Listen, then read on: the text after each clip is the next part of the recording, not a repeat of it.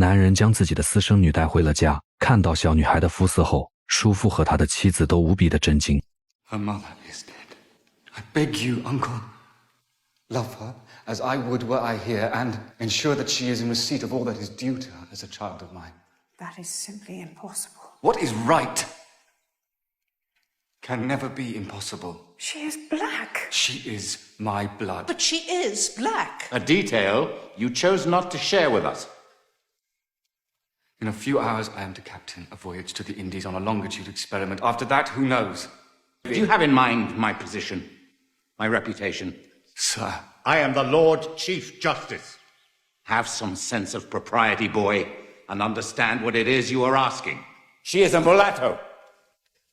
但叔父的妻子看到这个无依无靠的女孩，瞬间心软了下来。她询问了女孩的名字，男人告诉女孩，他爱她如同爱她的母亲那样，但由于军令在身，他不得不再次奔赴前线。他亲吻了女儿，带着许多不舍离开。女孩名叫贝尔。父亲离开后，大法官安德雷先生和他的夫人十分疼爱地照顾着贝尔。一生未生育的夫人还收养了另一个侄女露西。两个女孩在他们的一视同仁下，衣食无忧的健康长大。表姐露西也成了他唯一的朋友。但由于传统根深蒂固的思想，庄园里一旦有了来客，贝尔却不能出现在餐桌上，和客人们共进晚餐。这天，安德雷将贝尔叫到书房中，告诉了他一个噩耗。原来贝尔的父亲不久前战死沙场，但他把自己所有的家产全部过继给了贝尔。正当贝尔无比的悲伤之时，露西对他说，虽然贝尔没有了父亲，但他拥有了数不清的遗产，而露西的父亲到死那天也不愿承认他的存在，因此他一无所有。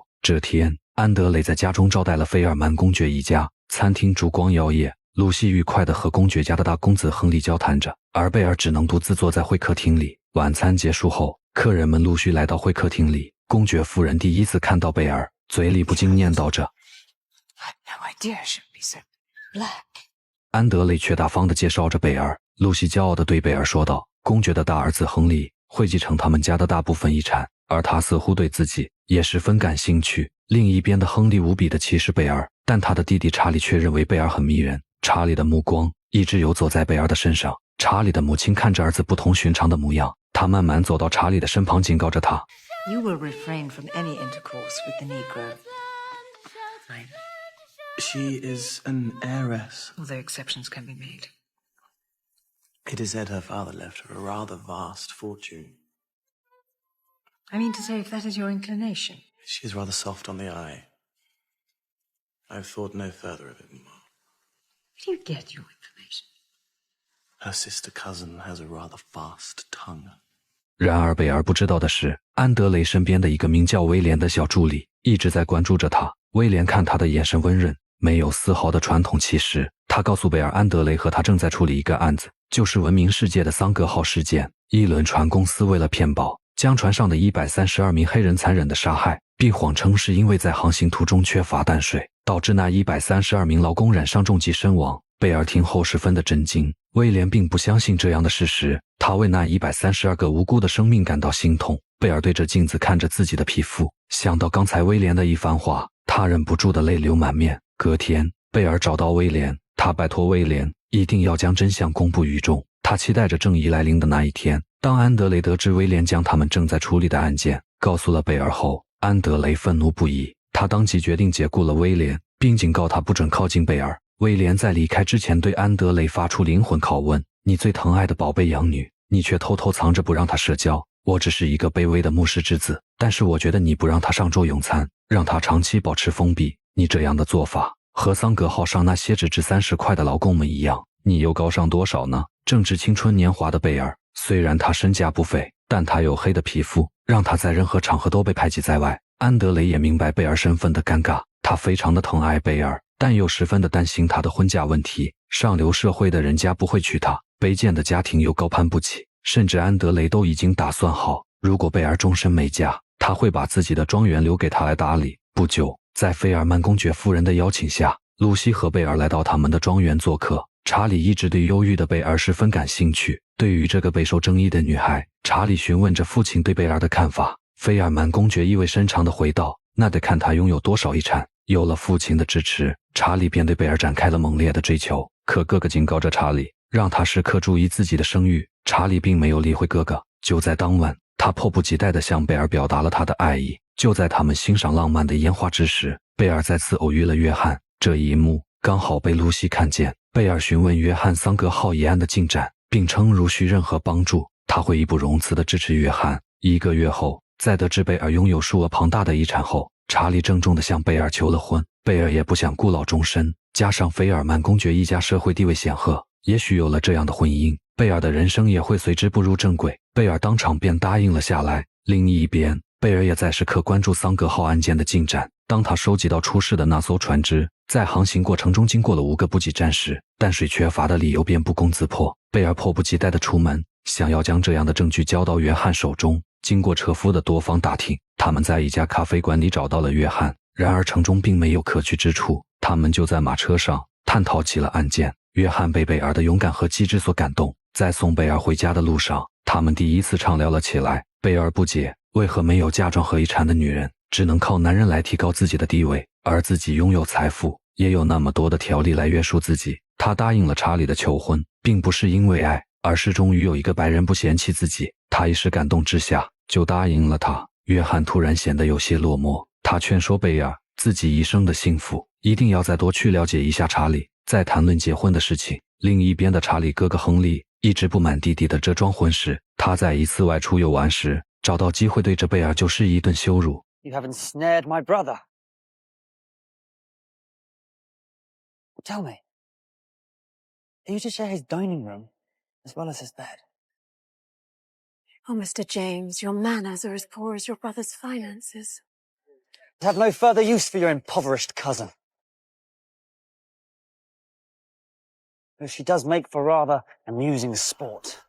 正在这时，贝尔却看见不远处的查理，背着他却和另一个妙龄少女暧昧的打情骂俏。贝尔欲上前去质问查理，不想亨利却暴力抓住他的手臂，并把他的手伸向贝尔的下身，十分嫌弃地辱骂着他。贝尔被亨利的粗暴的举动吓得呆在原地，想到一心念着亨利的表姐，贝尔也不想表姐嫁给那样的家庭。他将亨利没有任何教养的事情讲给了露西听，可露西却无人为贝尔有私心，不想他嫁入豪门。他毫不客气地还击着贝尔。 The brother of the man you are to marry is not appropriate for me. He does not desire you, Bet. Or at least, even if he does, you would regret such a mistake. Laid his hands on me, Bet. In the most ungentlemanly fashion. Why should you say such a thing? He hurt me. You are a liar. You are beneath him. I am beneath him. Yes. Yes. You are. What? Tell me what I am. You are illegitimate. 原来在最亲密的表姐心里，自己的身份也是如此的不堪。贝尔深受打击，为了维护有色人种的尊严，贝尔更加频繁地和约翰见面。不想这天，安德雷发现了他们的交往。安德雷提前一步上了贝尔的马车。当约翰上车时，安德雷再次警告着约翰，他认为这样的约会会坏了贝尔的名声。不想约翰并没有惧怕，他有力地反击着安德雷。 The entire world as those above and those below and begin to see people as people. Human beings who think and feel no more or less than you do. I know there is a lady in Belsize who is waiting to be your No, wife. I have an ambitious aunt in Belsize who, like you, assumes that wealth and reputation are all that life depends on and despises love as though it were the devil's own creation. Love! You claim love! Yes! Yes! I love her! I love her with every breath I breathe!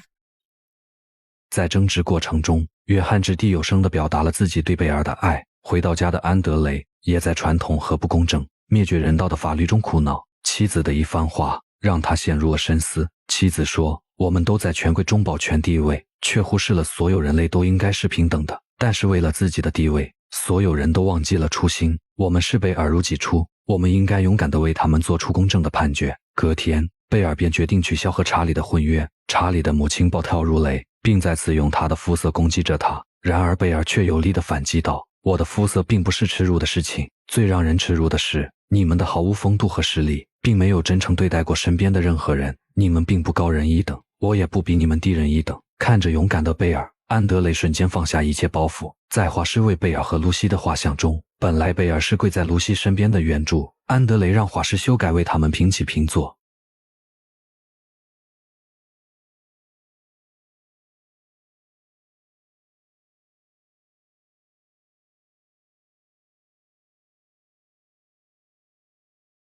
1个月后，露西得知亨利迎娶了另一位富家女，她才理解了贝尔的良苦用心。两人冰释前嫌，贝尔做出了一个决定，他将自己的一部分财产赠予了露西作为嫁妆。在那个拥有嫁妆才能得到好姻缘的年代，这无疑让露西有了更多的底气。而桑格号审判期也如约到来，庭审现场，贝尔乔装打扮混进法庭。当时的英国一直是贸易第一，他们并不会去在乎黑人劳工们的权益，因为贝尔的存在，皇室对于作为审判长的安德雷是否还能坚持贸易第一的原则感到质疑。安德雷对于这一场审判陷入两难之中。这一天，各大报社都在关注案件的审判结果，哪怕大家都深知那132名劳工都是被无辜迫害。最著名的律师一口咬定劳工们是疾病缠身，相互传染而亡。但面对正义者所提供的有力证据面前，安德雷顶住了巨大的压力，宣判本案骗保成立，劳工们都是被人为的水淹而死，并大声说出奴隶制度早该废除。庭下的贝尔也流下了激动的泪水。